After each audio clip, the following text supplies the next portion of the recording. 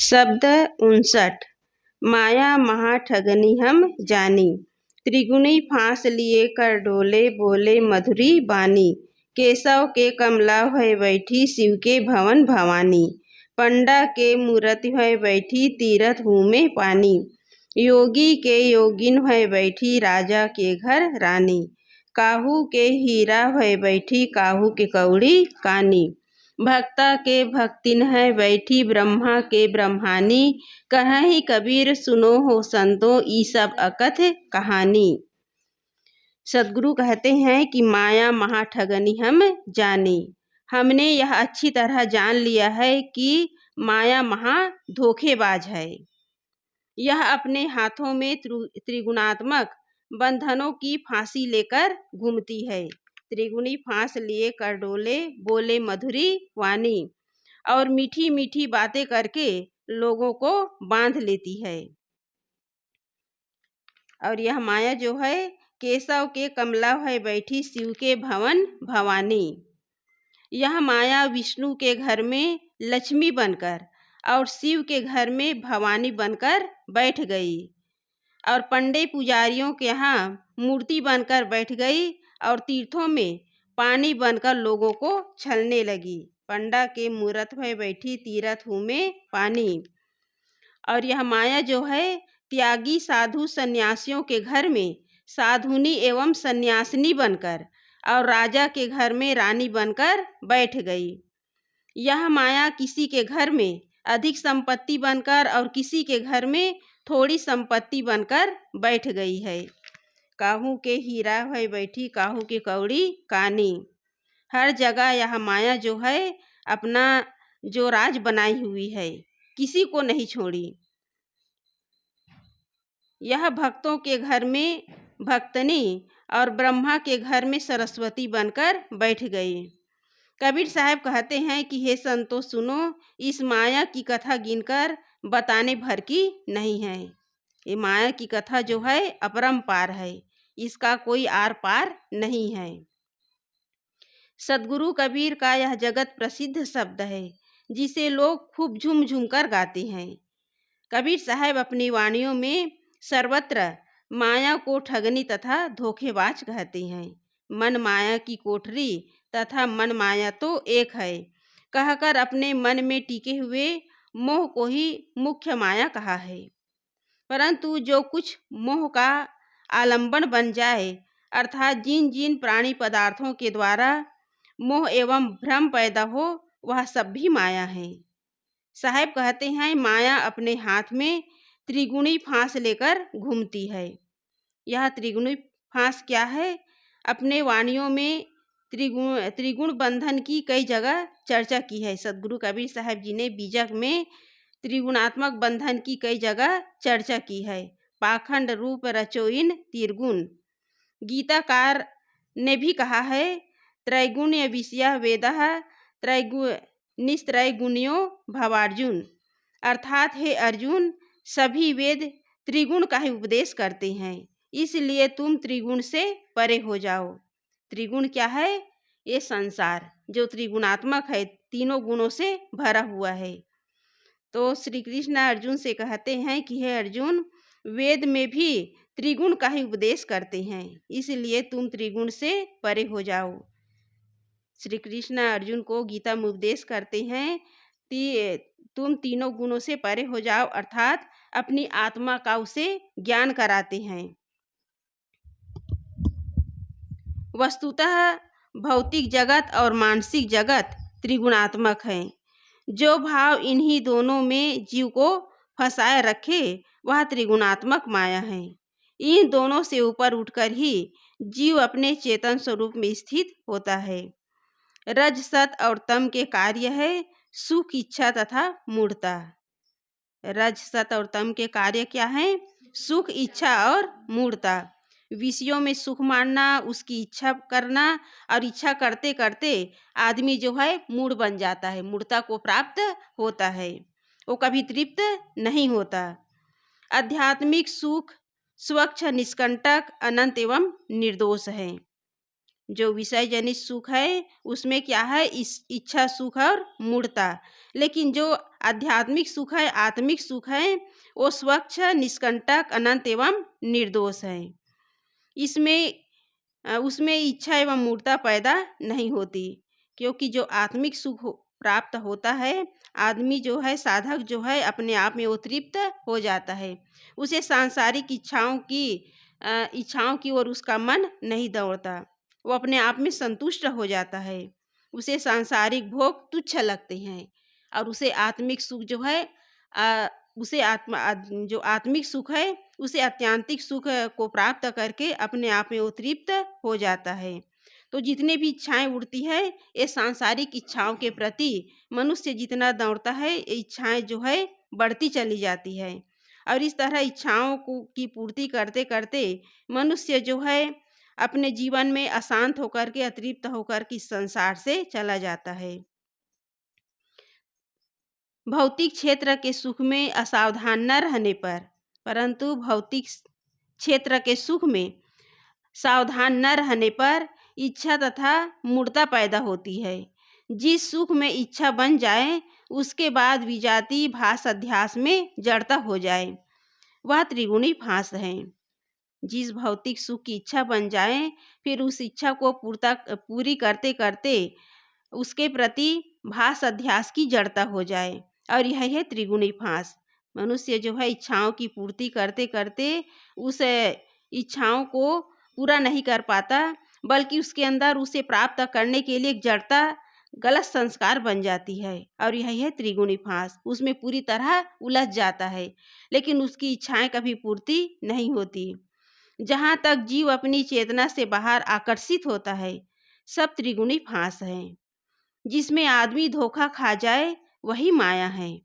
हम शरीर और प्राणी पदार्थों को अपना माने हुए हैं, परंतु ये एक दिन छूट जाते हैं, अतएव इन्हें अपना मानना एक धोखा है और यही माया है। अपनी आत्मा के अलावा जितने भी प्राणी पदार्थ हैं, अपना माना हुआ शरीर भी एक दिन छूट जाएगा। ये सब धोखा देने वाले हैं। और सदगुरु कबीर साहब जी इन्हीं विजाती तत्वों को क्या कहे हैं? माया कहे हैं, क्योंकि ये सब छूटने वाले हैं, ये किसी का साथ देने वाला नहीं है। यह माया मानो मीठी वाणी बोलकर लोगों को रिझाती है और रिझ जाने पर फंसाती है। वस्तुतः मीठी वाणी बोलकर फंसाने वाले नर नारी हैं, क्योंकि मनुष्य के पास ही वर्णात्मक वाणी है। जो नर या नारी मधुर वाणी बोलकर किसी व्यक्ति को मोह में उलझा दे, मानो माया बन गए। क्योंकि मनुष्य को शब्द शक्ति प्रकृति के द्वारा वरदान रूप में मिला हुआ है। बोलने की जो शक्ति है प्रकृति के द्वारा वरदान रूप में मिला हुआ है, लेकिन मनुष्य जो है इस वाणी का दुरुपयोग करते हैं, लोगों को फंसाते हैं, लोगों के साथ गलत ढंग से उसे सांसारिकता में मोड़ने का प्रयास करते हैं कि संसार में सुख है, पति पत्नी में सुख है, धन में सुख है। तो इस तरह बोल बोल करके लोगों को रिझा रिझा करके सांसारिकता में उलझा देते हैं। तो इसलिए सदगुरु कहते हैं बोले मधुरी वाणी। इस तरह नर नारी जो है स्वयं तो फंसे हुए हैं, लोगों को भी मीठी वाणी बोल बोल करके, वर्णात्मक वाणी बोल बोल करके संसार के प्रति आकर्षित कर करके उसे फंसाते चले जाते हैं। तो सदगुरु कहते हैं कि ये सब माया ही है। साहेब इस शब्द में विष्णु, महादेव तथा ब्रह्मा को इसलिए माया में ग्रस्त बताते हैं कि उनके घरों में लक्ष्मी, भवानी तथा ब्रह्मानी बैठी है। विद्वानों को सोचना चाहिए कि यदि कबीर साहब स्वयं लोई या किसी स्त्री के संयुक्त होते तो वे विष्णु आदि पर कैसे उंगली उठा सकते थे। कबीर जैसे खरे विरक्त संत को पत्नी बच्चा कहने वाला विद्वानों को भ्रम है, क्योंकि कितने ऐसे विद्वान हैं जिन्हें कबीर साहब के बारे में यथार्थ जानकारी नहीं है। उन्हें यही भ्रम है कि कबीर साहब जी गृहस्थ थे, उसके पत्नी और बच्चे थे। अभी भी कबीर पंथ में कई लोग मानते हैं और उसी के आधार पर वंश गद्दी चला रहे हैं कि वो गृहस्थ थे, वो पत्नी बच्चे वाले थे। लेकिन यह एक भ्रम है, क्योंकि सदगुरु कबीर साहब जी वैराग्यवान और वैराग्यवान संत थे। वे कभी सांसारिकता में फंसे नहीं थे, लेकिन लोग जो है अपने अंदर भ्रम बनाए हुए हैं। तो सदगुरु कबीर साहब जी कहते हैं कि यह माया राजा के घर में रानी बनकर बैठ गई और भक्तों के घर में भक्तनी बनकर और साधु सन्यासियों के आश्रमों में साधुनी एवं सन्यासिनी बनकर बैठ गई है। इस क्रम में साहेब ने स्त्रियों को माया कहा है। सदगुरु कबीर साहब जी ने स्त्रियों को माया कहा है। प्रायः साधक स्त्रियों की संगत में फिसलकर अपनी साधना से पतित हो जाते हैं। जितने साधक गिरते हैं किसकी संगत से? स्त्रियों की संगत से। जितने भी साधक अपनी साधना से पतित होते हैं स्त्रियों के संगत से। चूंकि कबीर साहब जी पुरुष थे और विरक्त संत थे, इसलिए उन्होंने स्त्रियों को माया कहा। और यही कथन कल्याणार्थी स्त्रियों एवं साधिका साधुनियों को पुरुष पर लगा लेना चाहिए कि उनके लिए पुरुष ही माया बन सकते हैं। वैसे माया है अपने मन का मोह, परंतु स्त्री पुरुष का परस्पर अभेद बर्ताव होने से यह माया मोह उत्पन्न हो जाता है। इसलिए साधक साधिकाओं को सावधान रहना चाहिए, संग दोष का त्याग करना चाहिए, क्योंकि संग दोष के कारण ही साधक साधिका जो है अपने साधना पथ से पतित हो जाते हैं। तो इस प्रकार साहेब ने कहा है कि प्राणियों के रूप में रहकर माया हमें दिग्भ्रमित करती है। तो इस प्रकार जितने भी नाम गिनाए गए हैं, बड़े बड़े देवताओं के नाम भी गिनाए हैं, लेकिन वे भी माया में लिप्त रहें। तो यहाँ मुख्य बात है साधक और साधिकाओं के लिए कि साधक जो है जितना स्त्रियों के संपर्क में रहेंगे उतना ही वे साधना पथ से पतित हो जाएंगे। और यही बात साधिकाओं के लिए भी है। गुरुदेव जी नियम बनाए हैं कि साधकों के आश्रम में साधिकाएं नहीं रह सकती, ज़्यादा दिन तक नहीं रह सकती। और जो लगातार साधक और साधिकाएं एक साथ रह रहे हैं वे अपने साधना पथ से पतित हो गए हैं। और ऐसे लोग जो हैं गलत आदर्श प्रस्तुत करते हैं। तो ऐसे लोगों को सावधान होना चाहिए। गुरुदेव जी नियम बताए हैं और उस नियम का यदि पालन नहीं करेंगे तो अपना ही पतन करेंगे। इसी प्रकार साधिकाओं को भी चाहिए कि वे साधकों से ज़्यादा संपर्क बना करके न रखें। साधिकाओं के आश्रम में साधकों का रहना वर्जित है। दिन में भोजन कर ले, सत्संग भी कर ले, लेकिन रात्रि में निवास वर्जित है। ये गुरुदेव जी का नियम है। और जो गुरुदेव जी के नियम के अनुसार नहीं चलेंगे वे अपना पतन कर डालेंगे और कर ही रहे हैं। दूसरी है पदार्थों के रूप में माया। तो यहाँ कह रहे हैं काहू के हीरा और काहू के कौड़ी काने। इसका मतलब है किसी के पास बहुत संपत्ति है और किसी के पास थोड़ी संपत्ति है, परंतु जिसके पास जितनी संपत्ति है वह उसी में आसक्त है। वैसे संसार की संपत्ति काम की चीज है, क्योंकि बिना धन से जीवन निर्वाह होने वाला नहीं है। लेकिन यदि उसी के पीछे मनुष्य जो है जीवन भर दौड़ता रहे, संग्रह में ही यदि लगा रहे, तो अपना काम वो भूल जाता है। क्योंकि पदार्थों का जो लोभ है, धन का जो लोभ है, मनुष्य को मोही बना देता है। कितने ऐसे लोग हैं धन तो इकट्ठा कर लेते हैं लेकिन उसका सदुपयोग नहीं कर पाते, न खुद के जीवन निर्वाह में, न परिवार के जीवन निर्वाह में, न किसी धर्म परमार्थ में धन को लगा नहीं पाते। केवल संग्रह करते करते अपना जीवन जो है समाप्त कर डालते हैं।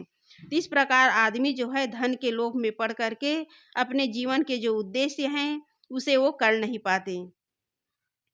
तो यहाँ कह रहे हैं कि धन से ही जीवन निर्वाह होता है, परंतु यदि मोह का कारण बने, आसक्ति का हेतु बने, तो वह भी माया है। ये धन भी माया है। जिन पदार्थों के संयोग से हमारे मन में लोभ मोह पैदा हो, काम क्रोध वैर व्यसन अहंकार तथा नाना मन की मलिनताएं उत्पन्न हो, ये सब माया है। ये सब माया बन जाती है, क्योंकि जहाँ धन बढ़ता है वहाँ दिखावा बढ़ता है। और धन के अहंकार में लोग जो हैं उसका दुरुपयोग करते हैं। कोई नशा दुर्व्यसन करते हैं, कोई व्यभिचार में लग जाते हैं, तो कोई जुआ अनेक प्रकार के गलत काम करते हैं। और ऐसा करते करते उसका धन जो है समाप्त हो जाता है। वो दर दर का भिखारी बन जाता है, एक एक पैसे के लिए मुहताज बन जाते हैं। इस तरह जितना धन का लोग जो है मोही बनेंगे, धन के लोभी बनेंगे, उतना ही जीवन जो है नष्ट होता चला जाता है। तो सद्गुरु कह रहे हैं कि किसी के पास ज़्यादा संपत्ति है, करोड़ों की संपत्ति है, वे भी धन के लोभी बने हुए हैं। और जिसके पास कम संपत्ति है, जिसके पास 1-2 एकड़ खेत है, लाख 2 लाख पैसा है, उसे भी उस धन का मोह हो जाता है। तो सद्गुरु कह रहे हैं कि धन के प्रति लोभ जो है माया है, ये भी किसी को नहीं छोड़ती, चाहे गरीब हो चाहे अमीर हो, ये माया किसी को नहीं छोड़ती, सबको घेरी हुई है। साहब कहते हैं पंडा के मूरत तथा तीरथ में पानी बनकर यह माया भी उस घर में घुस गई है।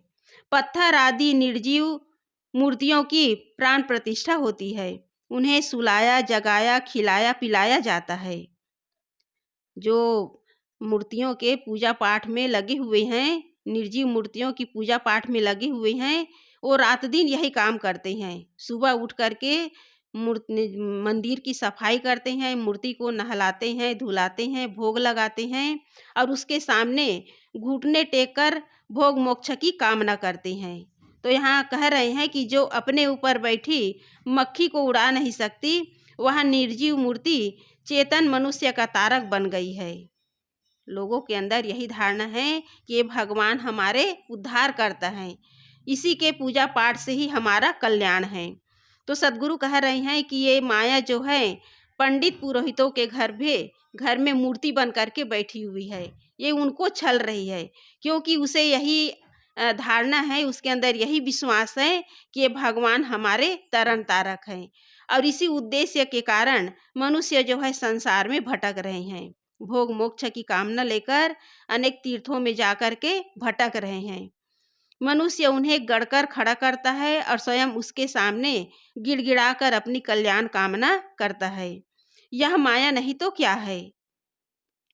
मूर्ति या चित्र केवल स्मारक हैं। वे जिन पुरुषों की प्रतिकृति है उनकी याद दिलाते हैं, बस इतना ही उनका उपयोग है। और यदि उनसे भोग मोक्ष पाने का भ्रम हो गया तो यह माया नहीं तो क्या है? यह माया धोखा देती है, यह ठगनी है। तो साफ है कि हम सब ठगाते हैं और इसी में लोग जो है ठगा रहे हैं। तीर्थों में, अनेक प्रकार के मंदिरों में, पहाड़ों में, पर्वतों में लोग जा कर के गिड़गिड़ा रहे हैं, रो रहे हैं, प्रार्थना कर रहे हैं, भगवान को मना रहे हैं, भगवान को रिझा रहे हैं, अनेक प्रकार के स्वांग रच रहे हैं। तो ये सब क्या है? केवल धोखा है। और इसी धोखे में मनुष्य जो है अपने जीवन को खो रहे हैं।